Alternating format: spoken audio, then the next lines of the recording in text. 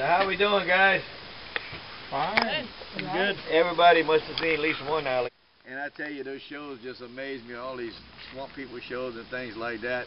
I'm pretty sure if I gave you guys a shotgun, you could have killed damn near, if not all, every gator I've seen right there. How I can get so close to them is what amazes people, because they don't understand. Like myself, I studied these reptiles in school, so I know why. I used to think my dad and grandfather was the best hunters in the swamp. They see a gator up on a bank, they park their boat, walk up behind it, and knock it in the head with a stick. It was that simple. Yeah, that's the way they hunt it, you know. Now I know how they did it and why, how easy it was. One, gators have no ears, they can't hear a damn thing. Not even my airboat. So if you wonder how I get so close, they don't know we're there. Another thing, this reptile has poor vision. He don't see distance and he's colorblind. He only sees black and white. So my job is to get you that picture, is to make sure I approach him the right way so he don't pick up our human scent. Because once they smell you, they're gone. Now when they're in the water, of course, all bets are off. Gators have sensor glands. They feel the slightest little vibration. I mean the slightest. They can feel vibration for miles. That's how good their sensors are. So when they're in the water, it's kind of hard for me to get as close as you've seen. They go down and all because they know we're in their house. And excuse me. And that's what gators do. So I'm saying, I watch these swamp shows and all that, how they make it look so damn difficult to hunt an alligator. It's so full of crap.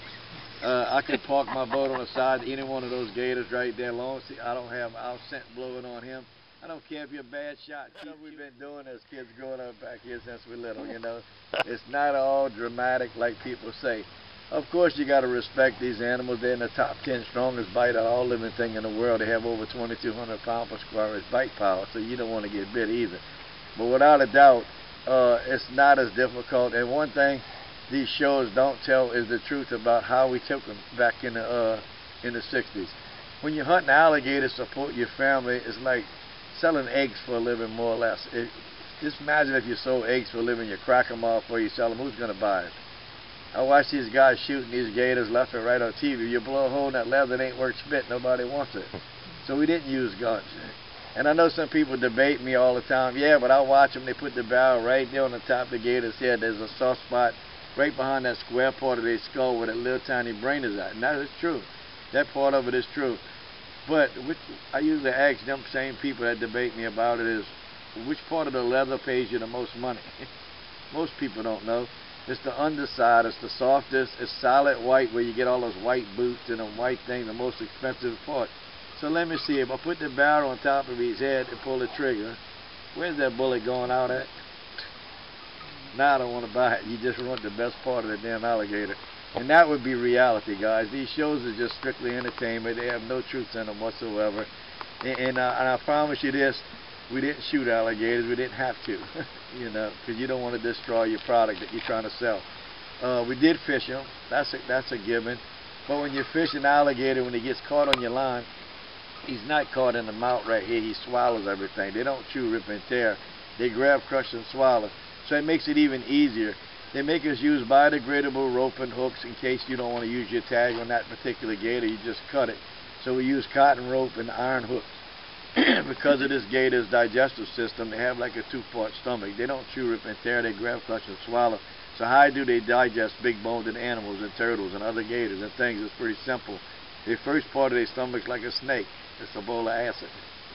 So definitely when that hook and rope hits it, less than 2 weeks, it's gone. There's no harm, no foul.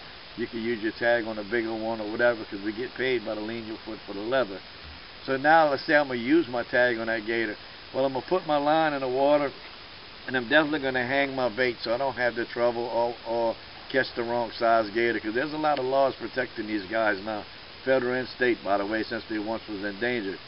So I know a gator can pampas half their body out the water, so I'm going to put my line and my hook. Say I got a 10-footer right there, I'm going to put at least 6 feet out the water, the bait. Because gators got a real good, keen sense of smell. Now, they don't have a tongue. They don't know sweet, sour, bitter, chocolate, fresh, or rotten. In fact, the more rotten, the better. They like it, easy to digest since they swallow everything. So they don't have no taste. So I'm going to use something bad. I mean, spoiled chicken works the best because it gives off the best scent. But fish is good, or anything that got a good smell. So now I'm going to use a clothespin with about 12 to 15 foot of slack to make sure it holds that bait up out high enough so those little gators with Michael Jordan and them don't get up there and get on that hook, okay?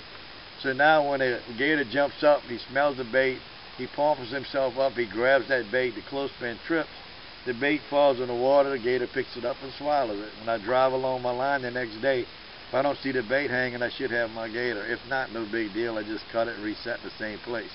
So now I pull a line to the side of the boat real slow because I want to make sure it's the gator I want. And I already know who lives there because they're territorial.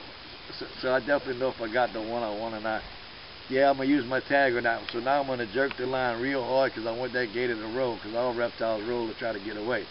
Once he starts rolling like that, I feed him back that slack and let him tie his own self up. Wraps the line off, grab my little club, hit him in that soft spot where that little brain explodes. I get top dollar for my product, everything's intact. My daddy's happy and I get to go fishing.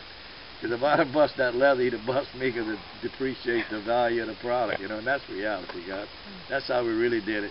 For us, for gators, they're the only reptile to ever come off the endangered list. So thanks to education and management, we was able to get them off the endangered list. So now we definitely got to protect them. Those shows, of course, don't do them no justice because people just think there's 16-foot gators everywhere.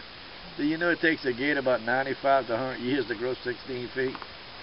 Most people don't know that, see. I also know from studies it's one male for every 60 females. So far I showed you 2 males. The 2 males I showed you, you know who they are because they all beat up. They're always protecting their territory against other gators trying to take their female. An average male is going to mate with at least 60 females once a year the rest of his life. So he's got to protect that harem so another gator don't take his females, and that's what he'll do. He'll fight till the death for those females. If he's allowed to live to be 12 feet, he should be mating with 80 to 100 females now. That puts him around 60 years old. They mate until they die. They have babies till they die, so that's a good thing. Keep the population. But if they reach 16 feet, that's your prize bull now. We call that the alpha male. He should be mating with at least 150 to 200 females. So now when you kill your 16-foot gator, you know what you just did? You just killed your prize bull. You keep shooting your prize bull, you run out of cattle. It's that simple. And that's what we try to educate people on. It's not always the biggest of bigs, the best trophies. The thing we got against us over here in South Louisiana, our law states he has to be 16 feet or larger. It's that word larger that's going to keep people killing the biggest of big. To give you a good example how that worked, last year we broke a record. We got paid $300 a linear foot for leather. Just for that leather coat, guys. That's all we can sell. We don't sell a meat. We don't sell a head, feet, teeth, none of that stuff because it'd be illegal, because it's a wild animal. All you can sell is that leather coat. The only people that can sell the meats and all would be gator farms.